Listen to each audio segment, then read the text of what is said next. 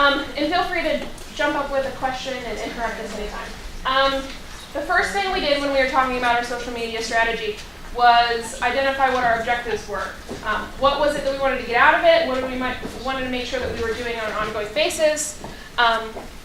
What was going to keep us in line so we didn't get out of control? So our main objective was increasing brand recognition and organizational transparency. We wanted donors and families to understand how their dollars were being used. We're a United Way agency, so we feel very strongly about being transparent about how we function, what our outcomes are, what our objectives are, and how donor dollars are being used. We also wanted to make sure that we were creating some engagement opportunities with volunteers, our board members, and the community at large. We wanted to maintain and cultivate relationships, very important with our donors and with our alumni, the girls who have gone through our program.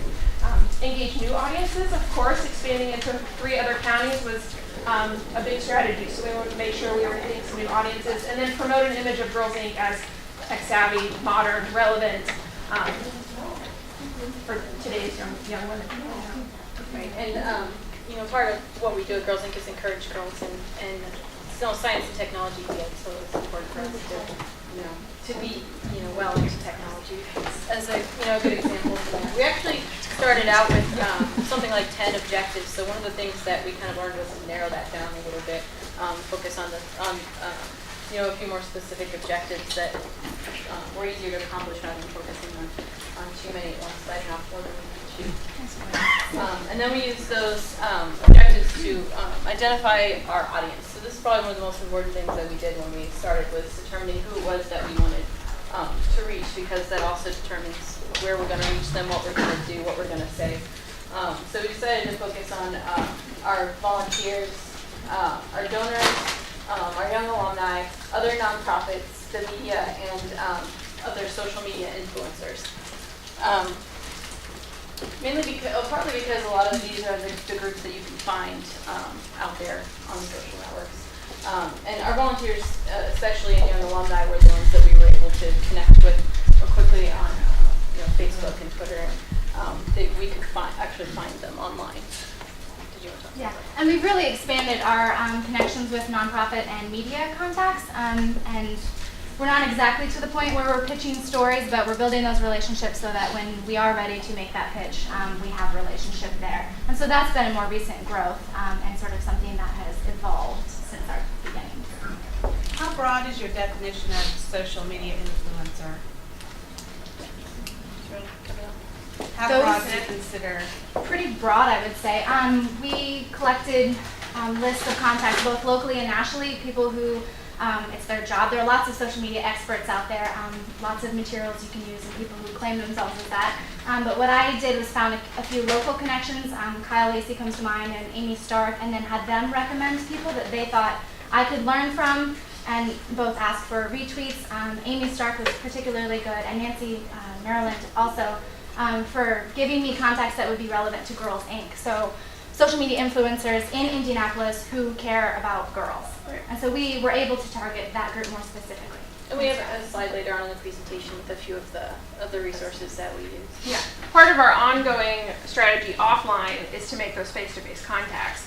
So we try to attend as many networking and social media focused meetings, conferences, so that we can make that personal connection, so that online those influential tweeters will follow us and will retweet our information because they know us and they're connected with our mission. So before we chose, what networks we went into, we developed some questions to ask ourselves about all of these networks to determine if they were where we wanted to go. Because we didn't want to tackle everything at once, because we just didn't have the resources to begin with to be on every network, as well as we wanted to make sure we were targeting our audiences. So we asked ourselves if the site helped us meet our objectives, if it reached our audience, and if it was secure and risk manageable, which was really important to our management team at that time, because social media was kind of scary to start with. We weren't sure if we were going to get a lot of trolls giving us bad comments and stuff. Of course, people will say what they want to about you, whether they do it in social media or not, but you still want to make sure that you go into sites knowing what your risks are. Let's see. So we also we basically did a ton of research on each of the social networks that we could come up with. Really dozens of them we looked at, and then narrowed it down. We did research on like Quantcast and Alexa to see which ones had our demographics, which ones were the most popular. But I think the most important piece of data that we looked at was actually pulling lists of our volunteers and seeing our volunteers, young women who our audiences was seeing where they were on these social networks. And then of course determining whether or not both sites were secure and manageable. And what other people were saying about what other nonprofits were on those networks as well to connect with. So we kind of started with Facebook because most of our volunteers were on there. It was at that time one of the most secure networks. There was a lot of security and privacy settings, a lot of options as far as how to connect with people and what we can share.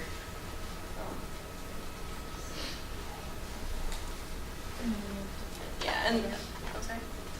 Yeah, and then we moved on from there to Twitter and LinkedIn. We were a little apprehensive about Twitter at first, 'cause when that first came out, it was a little unclear how useful that was going to be. If people were using it to tweet about, I'm going to a coffee shop now or something. Who wants to know about that stuff? So I mean, it took a while for us to realize the usefulness of Twitter, especially for us as a nonprofit. But it's actually become our main source of connecting with people and getting our messages out there quickly. Question? Yes. Do you use it to drive into other social media, or what kinds of things do you post? That's the next slide, so we will answer that. We wanted to talk a little bit about how we manage it all. You could easily be on Facebook and Twitter all day long, but you wouldn't get much else done. So managing the staff involvement, time, and then the voice, how we were really portraying our organization was a huge consideration for us. We were very lucky to have an AmeriCorps Vista starting the project. We had an intern in the interim and then another AmeriCorps Vista that could really take social media to the next level for us. And we'll, losing Aubrey in just a few weeks, we'll be making that transition from it being a Vista position to a full-time staff position. I think what's important for us is to not get bogged down in it every day. Aubrey sets a specific time slots throughout her day to review Twitter, review Facebook, find resources that we want to post in our own content, finding things that we want to retweet, and making it really manageable. From a voice perspective, we've taken the approach of having an organizational voice driven by one person, but it sounds like Girls Inc. And then I also represent Girls Inc. online. My bio says clearly that I am the fundraiser and public relations director for Girls Inc. Indy. So when I'm posting, I'm always posting on behalf of the organization. Some personal stuff, some Girls Inc. stuff, but we'd like to have that combination of the personal and the professional in both sides. We do short-term and long-term calendar planning, so we take our electronic e-news strategy at a 3-month period, our blog strategy for a 3-month period, and then narrow down week by week what Twitter and Facebook posts we want to be doing that week. Of course, there's a lot of instant responding and throughout the day, but that helps plan out the week a little bit better if we already know here's the 4 or 5 messages we really want to hit for that week. All of those come back from our blog strategy, which we'll go through in just a second. We also make sure that we're always evaluating how we're doing, what our metrics are. We'll go through our metrics in just a minute, and then what other platforms we need to be connected with.